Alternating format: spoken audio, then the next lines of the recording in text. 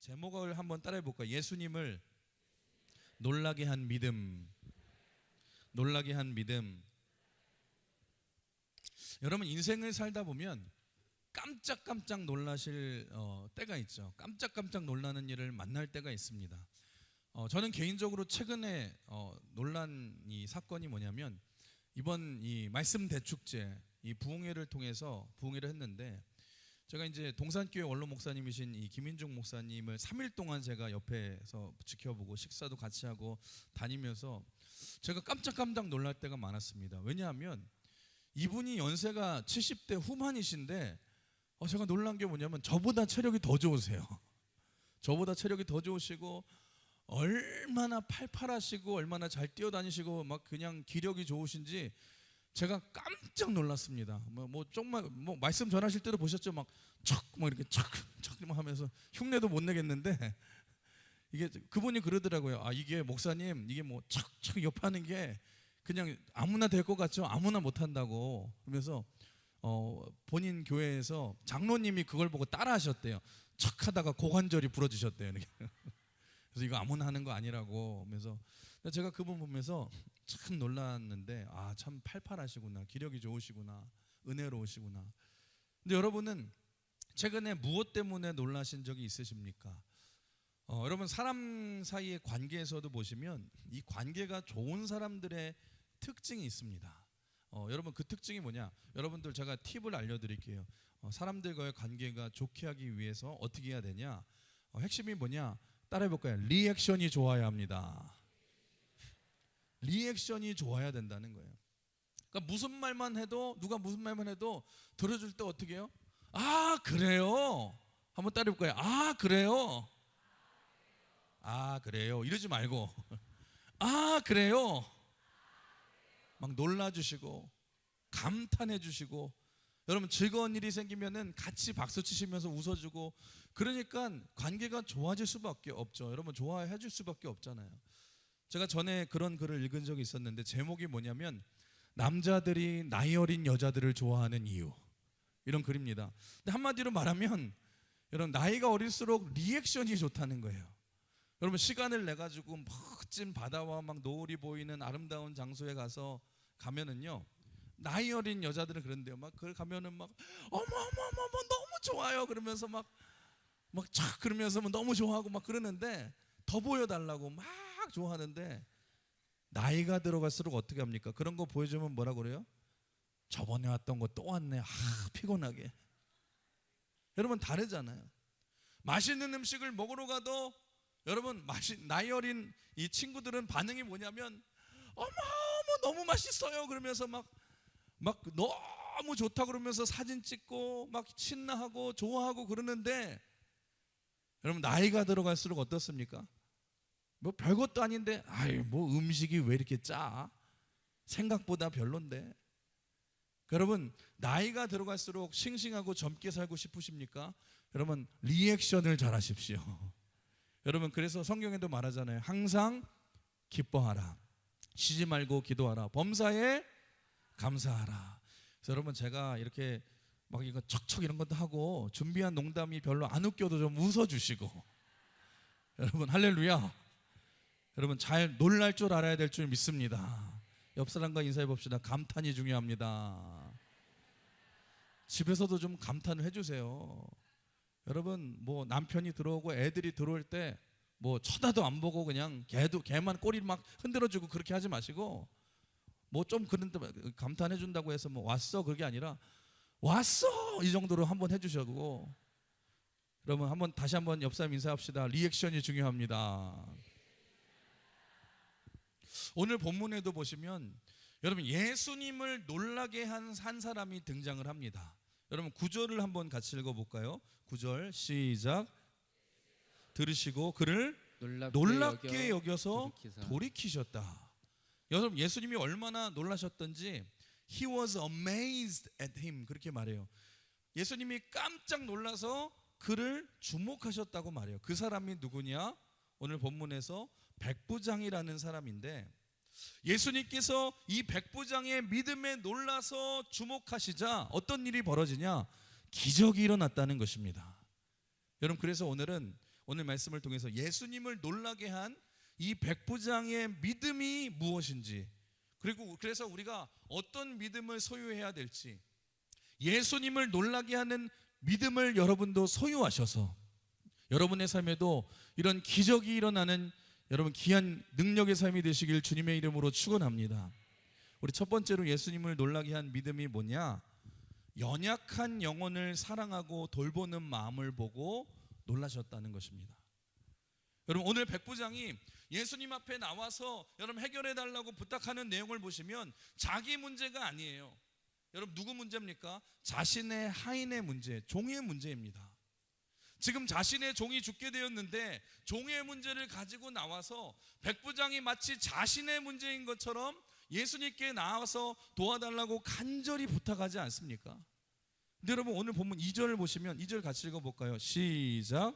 어떤 백부장의 사랑하는 종이 병들어 죽게 되었더니. 지금 여기서 뭐라고 그래요? 백부장의 사랑하는 종이라고 말합니다. 이게 왜 놀라운 것이냐면, 여러분, 이 성경이 쓰여질 당시의 문화나 오늘날의 문화하고 많이 달라서 여러분 종의 제도가 있었잖아요. 그러니까 종은 당시에 한마디로 말해서 사람 취급을 받지 못했습니다. 물건을 마치 사고 팔듯이 종을 돈으로 살 수 있어요.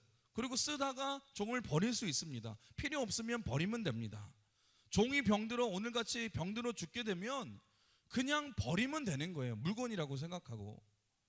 여러분, 성경에서도 이런 종을 대하는 태도에 대해서 이런 말씀이 있어요. 누가복음 17장 9절 말씀 같이 읽어볼까요? 시작.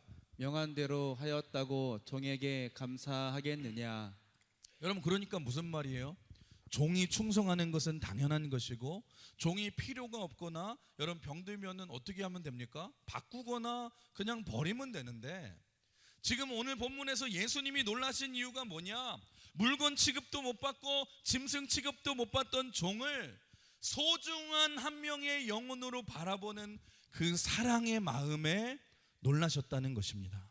그러니까 예수님께서 응답을 안 해줄 수가 없죠. 사랑하는 우리 성도 여러분, 신앙생활을 하다 보면은요, 그럴 때가 있어요.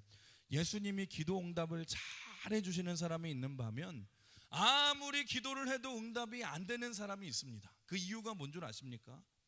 여러분, 이걸 아셔야 돼요. 이거 굉장히 신앙생활에서 중요한 건데, 여러분 따라해 볼까요? 하나님께서 응답 잘 해주시는 기도가 있습니다. 응답 잘 되는 기도를 제가 말씀드릴게요. 그게 어떤 기도냐? 여러분, 한 영혼을 진심으로 불쌍히 여기고 사랑하여서 그 영혼을 가슴에 품고 하는 사랑의 기도를 주님이 잘 응답해 주신다는 것입니다. 사랑의 마음을 가지고 여러분 그 사람을 품으면서 하는 기도를 들으실 때에 여러분 하나님이 감동받으시고 그 기도를 응답해 주신다는 거예요. 그래서 여러분 세상에서 가장 응답이 잘 되는 기도 중에 하나가 뭐예요? 자식을 위해 눈물로 기도하는 부모의 기도 아닙니까? 왜 그래요? 여러분, 부모만큼 다른 유익을 구하지 않고 사랑으로 자녀를 위해 뜨겁게 기도하는 사람이 세상에 어디 있습니까? 여러분, 부모이기 때문에 잘 들어주시는 게 아니에요. 그만큼 자녀를 사랑하기 때문에 응답이 있다는 것입니다. 사랑하는 성도 여러분, 오늘 한번 점검해 보십시오. 여러분은 어떠하십니까? 여러분 한번 점검해 보세요. 여러분은 여러분의 아내를 위해 기도하고 계십니까? 여러분의 남편을 위해 지금 기도하고 계십니까? 여러분, 만약에 기도하고 있다면 여러분 어떤 기도를 지금 하고 계십니까? 뭐 대부분 그러실 것 같아요. 아유, 한숨 쉬면서 아유, 하나님 우리 남편 좀 잘 되게 해주세요. 하나님, 저 왼수가 좀 변해야지 살 것 같아요. 저 왼수를 좀 변화시켜 주세요. 여러분, 절대로 변화되지 않습니다. 아니, 변하면 죽습니다. 여러분, 남편이 변화되게 해달라고 기도하기 전에 내 기도 제목이 바뀌어야 돼요. 하나님, 제가 남편을 사랑하는 마음이 없습니다. 주님, 내 남편을 사랑하는 마음을 주시옵소서. 그 마음을 주시옵소서. 여러분, 먼저 사랑해야 돼요. 그러면 그 기도가 나올 수밖에 없고 기도가 간절해질 수밖에 없다는 것입니다. 그런데 내가 사랑하는 마음이 없으면 이악 물고 어쩔 수 없이 기도하는 거예요. 하나님, 저 인간을 그냥 바꿔주시든지 저 왼수를 좀 어떻게 해주세요. 여러분, 절대로 아무 일도 일어나지 않는다는 거예요. 여러분 아니에요. 내가 먼저 변해야 될 줄 믿습니다. 따라해볼까요? 내가 먼저 변해야 합니다. 주님, 내가 먼저 저 영혼을 사랑하길 원합니다. 하나님, 그런데 저에게 사랑이 없어요. 주님, 먼저 하나님 예수님의 사랑의 마음을 저에게 부어주셔서 우리 남편을 먼저 사랑하게 해주세요. 우리 시어머니를 먼저 사랑하게 해주세요. 우리 며느리를 먼저 사랑하게 하여 주세요. 여러분, 그래야지 사랑의 기도가 나오고 그 기도가 응답되어 그 사람도 변화되는 거예요. 하나님이 정말로 이 가정을 변화시키길 원하시는데 여러분, 기도하는 아내가 남편을 사랑하는 마음이 없어요. 그러니까 하나님이 응답을 안 해주신다는 것입니다. 여러분 잊지 마십시오. 한번 따라해 볼까요? 사랑하면 변화됩니다. 여러분 그렇습니다. 사랑은 모든 것을 변화시키는 능력이 있는 줄 믿습니다.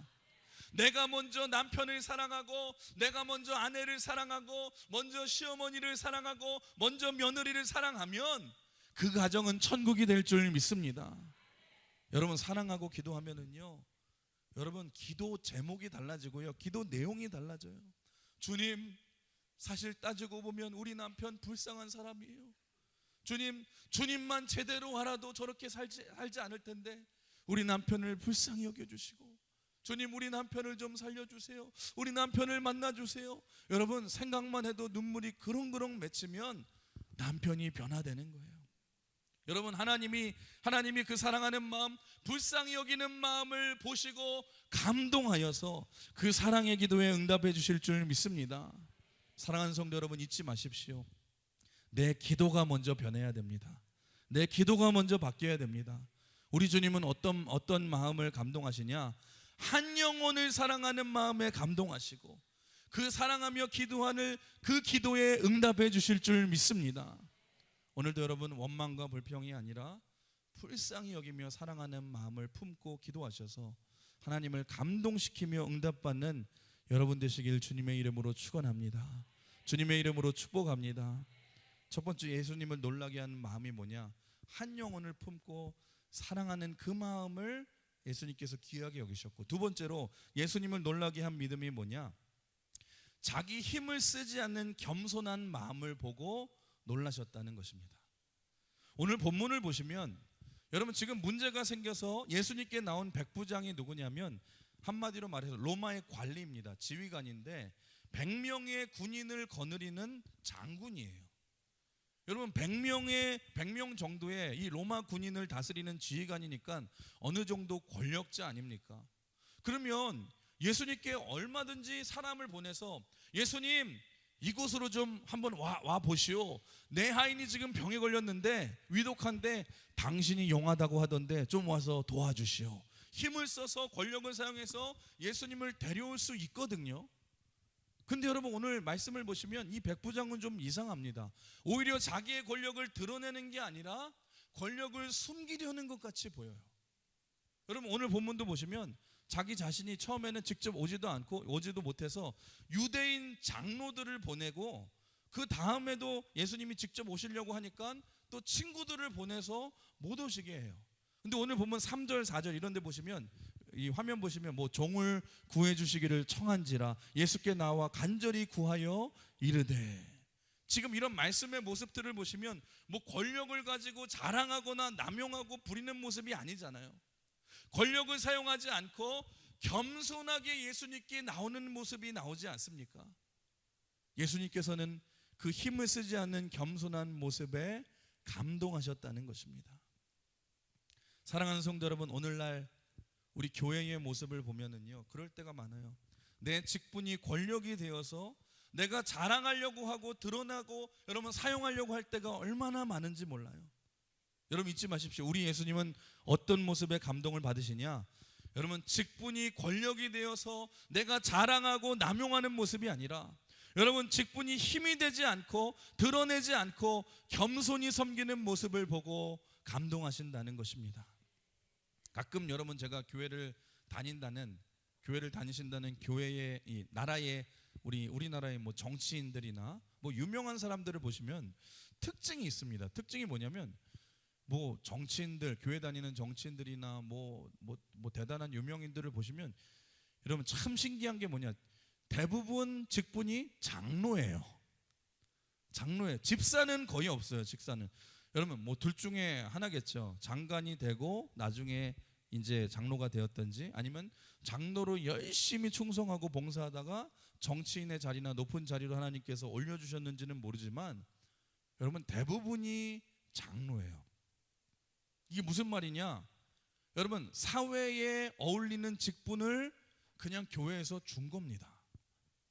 그래서 정치하는 분들이 교회를 다니면은요 그렇게 많이 교회에 요청을 한대요. 목사님, 사실 제가 이 교회를 다니면서 집사 호칭으로는 제가 여기 다니면 제가 가오가 안 섭니다. 그러니 장로를 주세요. 저에게 장로를 주세요. 아니 그런데 여러분, 장로와 안수 집사는 목숨 걸고 주님의 몸된 교회를 위해 충성하고 주의 영광을 위해 살아가야 하는 이 두렵고 떨리는 직분임에도 불구하고 여러분 사회적인 지위와 위치에 어울리는 것으로 권력을 이용하고 이용당하는 이런 일들이 얼마나 많은지 모른다는 것입니다. 그런데 여러분 안타까운 모습이 뭔 줄 아세요? 여러분 그분들이 정말로 장로가 되어서 믿음이 있다면 어떻게 하나님의 말씀에 반하는 그런 법들이 여러분 통과될 수 있습니까?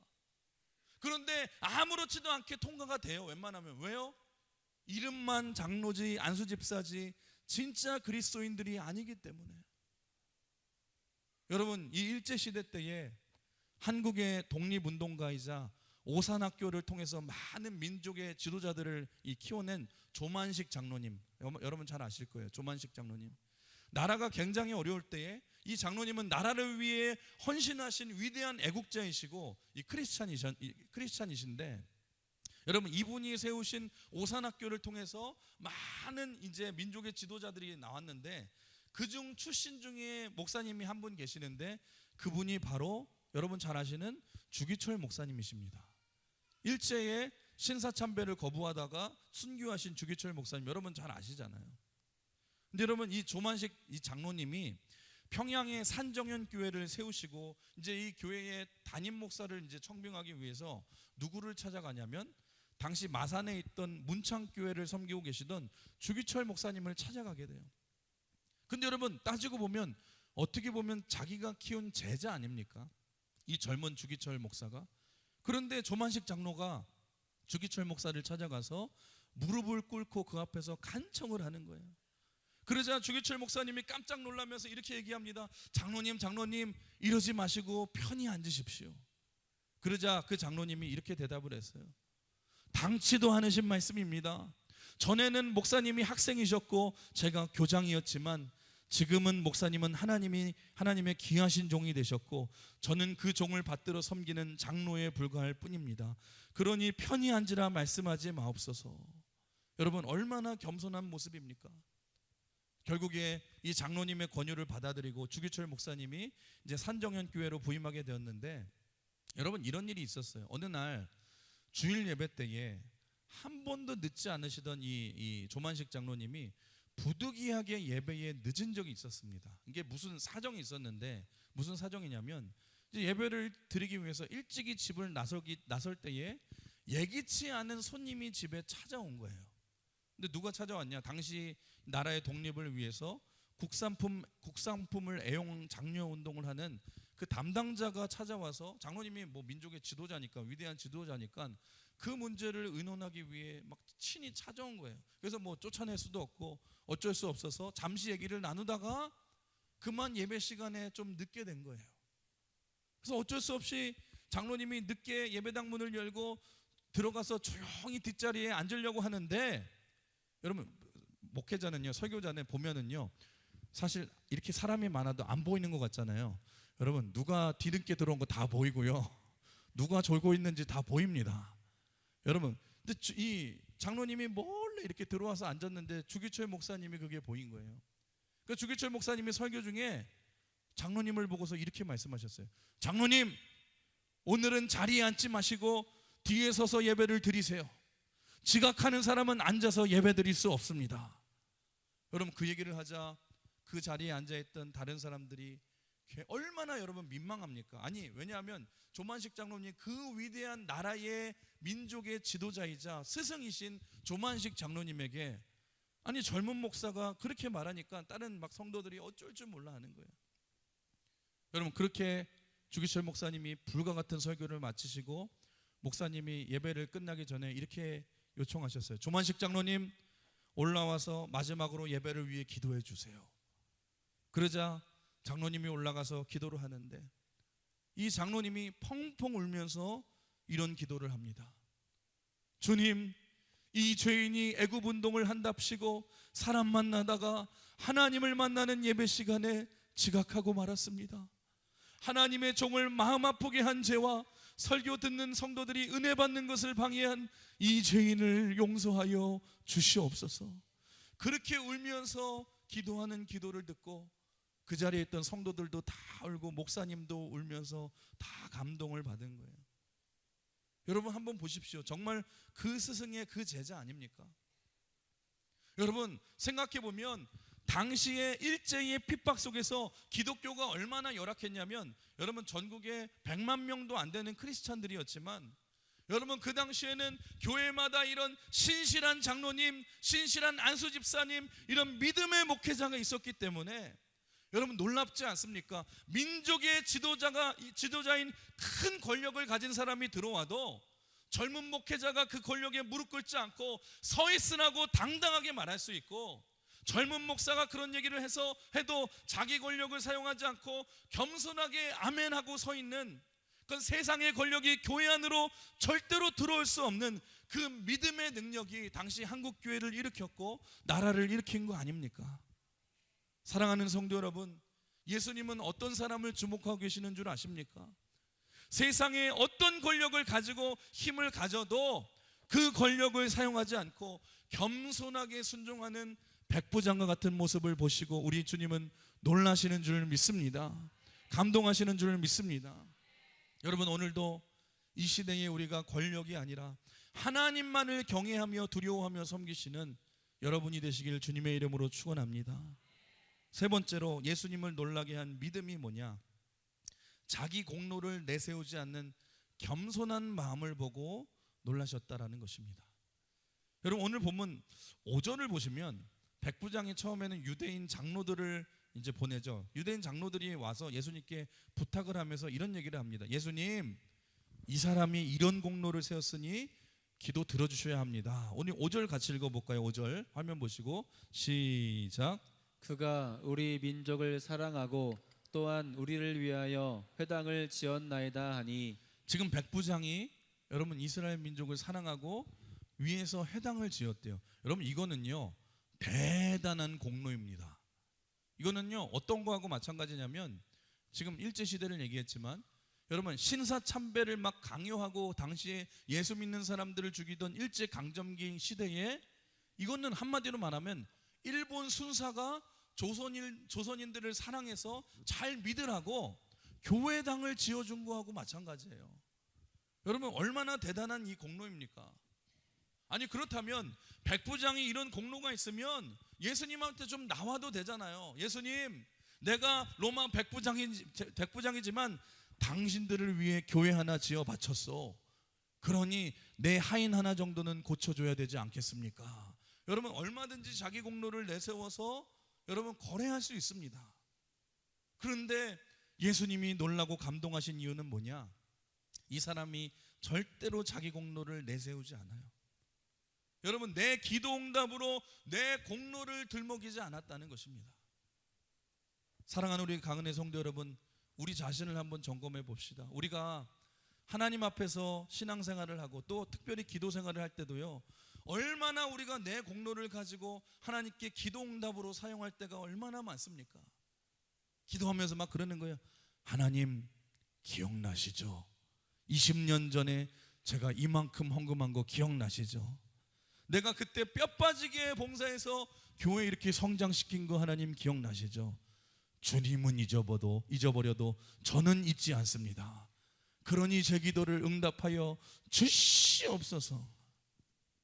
우리는요 얼마나 내 공로를 내세워서 그걸 미천으로 응답받으려고 하면서 하나님과 거래같이 할 때가 얼마나 많습니까? 적어도 여러분 이런 경험은 다 있으실 거예요. 급할 때 진짜 급하면 다 무슨 기도예요? 하나님 지금 급합니다. 이 기도만 응답해 주시면 제가 나중에 이만큼 봉사하겠습니다. 이 기도만 응답해 주시면 제가 이만큼 헌금하겠습니다. 기도 응답을 가지고 하나님과 거래할 때가 얼마나 많습니까? 그런데 이 사람은 이런 대단한 일을 했음에도 불구하고, 여러분 분명히 예수님께 공로 내세울 수 있거든요. 그런데 그 공로를 사용하지 않았다는 것입니다. 그런데 여러분, 사랑하는 성도 여러분, 우리가 알아야 될 더 중요한 사실이 뭔 줄 아십니까? 여러분, 기독교는요, 여러분 내가 어떤 공로를 세우고 응답받는 종교가 아닙니다. 여러분들이 뭘 해야지 하나님이 그것 때문에 응답해 주시는 것이 아니라는 것입니다. 여러분 잊지 마십시오. 신앙생활은 거래가 아닙니다. 여러분 따라해볼까요? 기독교의 핵심은 은혜입니다. 은혜입니다. 여러분 은혜라는 게 뭔 줄 아세요? 여러분들이 지금부터 죽을 때까지 주를 위해 헌신하고 대단한 일을 한다 해도, 여러분 우리는 하나님이 베풀어 주신 그 은혜를 절대로 갚을 수가 없다라는 것입니다. 여러분 우리가 하나님과 뭘 가지고 거래할 수 있겠습니까? 여러분 우리가 어떤 은혜를 입었습니까? 여러분 우리가 아직 여전히 죄로 인해서 죽을 수밖에 없고 심판받아 마땅한 저주받은 존재임에도 불구하고, 우리가 여전히 죄인이었을 때에 하나님이 우리를 사랑하셔서 인간으로 오셨을 뿐만 아니라 여러분들을 살리기 위해서 십자가에서 죽어주셨는데, 그 엄청난 은혜를 입었는데 그 은혜를 어찌 우리가 갚을 수 있겠습니까? 여러분 우리가 무슨 대단한 공로를 세워야 예수님이 미안해하시고 우리에게 응답하시겠습니까? 아니에요. 여러분 우리는 죽을 때까지 갚아도 갚을 수 없는 은혜를 이미 받은 자들이에요. 내가 봉사하고 내가 헌신하고 내가 헌금한 내 공로를 가지고 주님이 주신 그 은혜와 감히 비교할 수 없다라는 것입니다. 주님 내가 이만큼 했잖아요, 그러니 응답해 주세요. 여러분 이렇게 말할 수 없다라는 거예요. 왜요? 우리는 그거하고는 감히 비교할 수도 없는 영원히 심판받아 멸망한 죄인이 하나님의 은혜로 구원받아 의인이 되고, 여러분 영원한 천국 백성이 되는 엄청난 은혜를 받은 자들이기 때문에 그 은혜를 갚을 수 있는 방법이 이 땅에서 어디 있겠습니까? 여러분 우리 찬양하잖아요. 하늘을 두루마리 삼고 바다를 먹물 삼아도 한없는 하나님의 사랑 다 기록할 수 없겠네. 하나님의 크신 사랑 그 어찌 다 쓸까. 저 하늘 높이 쌓아도 채우지 못하니, 하나님 크신 사랑은 측량 다 못하네. 영원히 변치 않는 사랑 성도여 찬양하세. 여러분 우리는요 내 공로를 자랑할 수 없어요. 내세울 수 없어요. 그저 하나님을 찬양할 뿐이에요. 왜요? 하나님의 그 엄청난 은혜와 여러분 비교하면은 그 측량할 수 없는 그 깊은 은혜를 우리가 다 입었기 때문에, 하늘을 두루마리 삼고 바다를 먹물 삼아도 그 하나님의 은혜와 사랑을 기록할 수 없는 그 크신 사랑인데, 어찌 내 얄팍한 공로를 가지고 여러분 기도 응답해달라고 거래할 수 있겠습니까? 사랑하는 성도 여러분, 우리 하나님은 조건 없이 우리를 사랑해 주시고 구원해 주셨습니다. 그러면 우리의 섬김도 조건이 없어야 되지 않겠습니까? 그런데 우리는 하나님의 은혜는 다 잊어버리고 내가 한 것만 기억하면서, 하나님 아시죠? 제가 이만큼 했잖아요. 그거 기억해 주셔서 응답해 주세요. 여러분 그렇게 공로를 기도 응답으로 거래하듯이 신앙생활 할 때가 굉장히 많다라는 것입니다. 사랑하는 성도 여러분, 여러분들이 충성한 일들, 남몰래 주를 위해서 헌신한 일들, 땀 흘리고 눈물 흘린 일들, 사람이 알아주지 않아서 섭섭하다 할지라도 여러분 우리 주님은 아시는 줄 믿습니다. 우리 주님은 다 보고 계시다는 거예요. 우리 주님은 지금 무엇으로 감동하고 놀라시냐? 그 공로가 있음에도 불구하고 내세우지 않고 여러분 하나님 앞에 겸손히 나아가는 모습을 보시고 감동하고 놀라셨다라는 것입니다.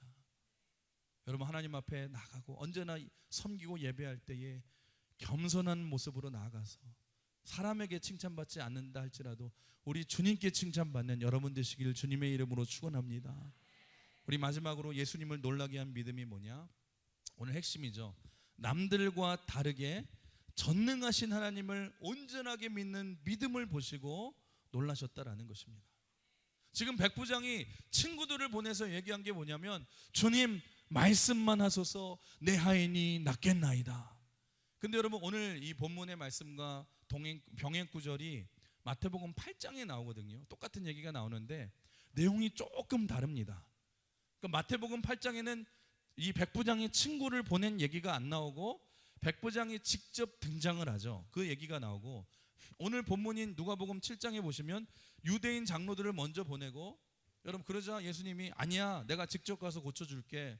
그러자 또 친구들을 보내서 오시지 않으셔도 괜찮습니다. 말씀만 하소서 이렇게 친구들을 보내지 않습니까?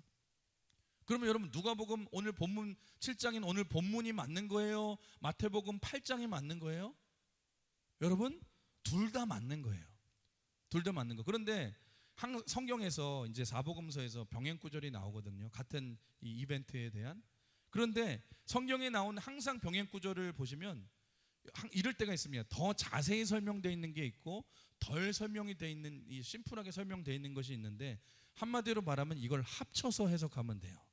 합치면 됩니다. 그러니까 아마 그랬던 것 같아요. 처음에는 자신이 권력도 있고 공로도 있지만 이거 내세우지 않고 여러분 뭐 유대인 장로를 보내고 그 다음에 친구들을 보내서 부탁을 해서 가서 말씀만 한마디 해달라. 예수님께 왔는데 예수님이 아니야 내가 직접 가서 고쳐줄게 하시니까 결국에는 어떻게 된 거예요? 마지막에는 백부장이 직접 나서서 주님 오시지 않으셔도 됩니다. 말씀만 하소서 내 하인이 낫겠나이다.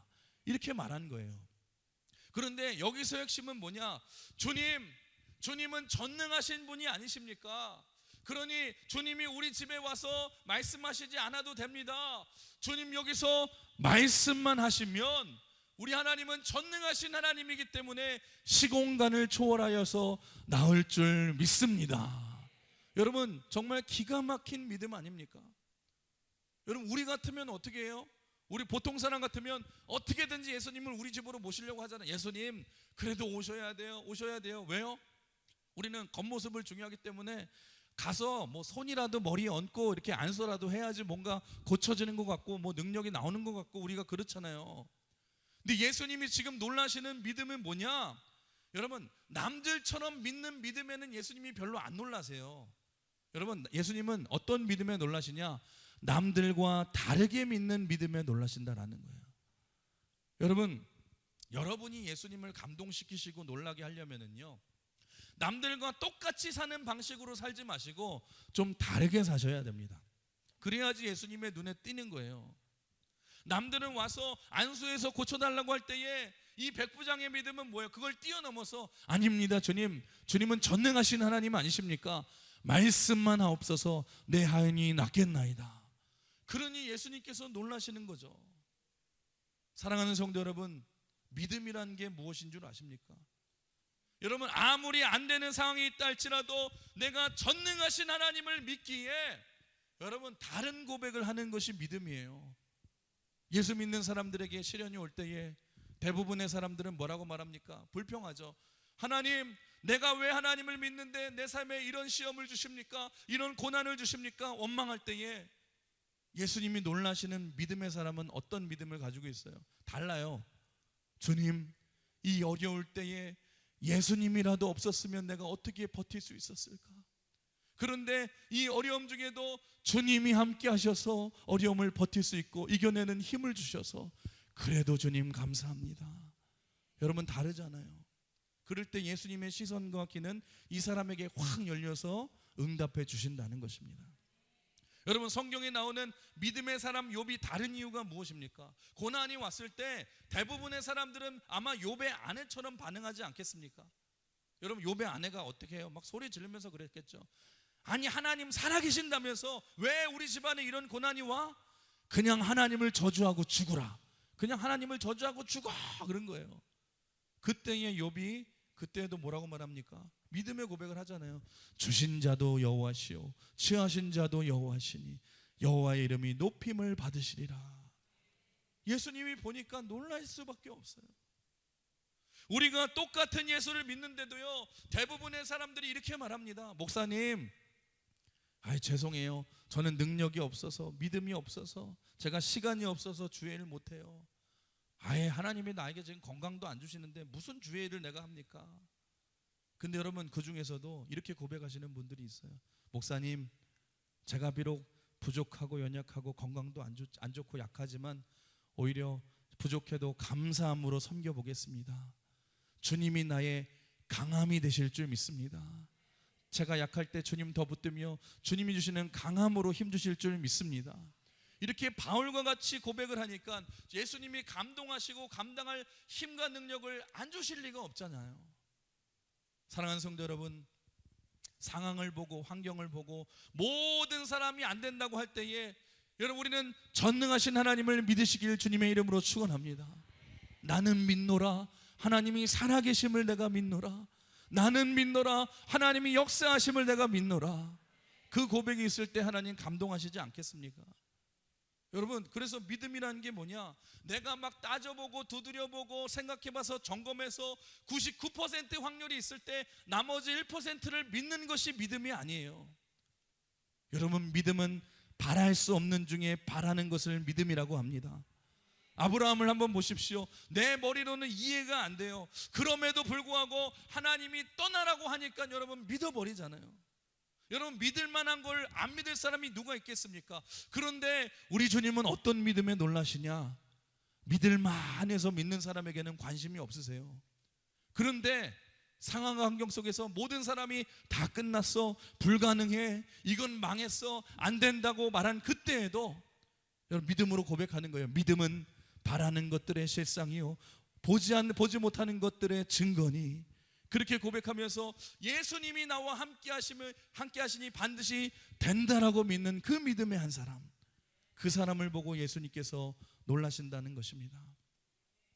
사랑하는 우리 강은혜 성도 여러분, 오늘 말씀을 정리하면서 여러분, 오늘 백부장처럼 저는 여러분들이 예수님을 놀라시게 하는 믿음을 소유하는 여러분이 되시길 주님의 이름으로 축복합니다. 오늘 예수님을 놀라시게 하는 이 백부장의 믿음을 나누었죠. 무엇이었습니까? 권력을 여러분 허투루 쓰지 않고, 내 공로를 내세우지 않고, 여러분 연약한 불쌍한 영혼들을 불쌍히 여기면서 사랑하면서 주님 말씀만 하옵소서 내 하인이 낫겠나이다. 전능하신 하나님을 있는 그대로 믿는 그 믿음을 보시고 우리 주님이 감동하시고 놀라시고 역사하셨다는 것입니다. 오늘 이 능력을 잃어버린 이 시대 속에 우리가 살고 있어요. 이때에 여러분, 저는 우리 강은의 모든 성도들이 여러분의 가정에서, 삶에서, 직장에서 여러분 예수님을 놀라시게 하는 남들과 다른 믿음을 가져서 예수님을 놀라시게 만드시고, 여러분 가정을 변화시키시고 직장 사업장을 회복시키시고 세상의 빛과 소금이 되어서 하나님의 사명을 이루고 믿음으로 승리하시는 저와 여러분 되시길 주님의 이름으로 축원합니다. 주님의 이름으로 축복합니다. 오늘 이 시간에 우리 같이 이 찬양을 같이 고백했으면 좋겠는데요. 나는 믿노라 하나님이 살아계시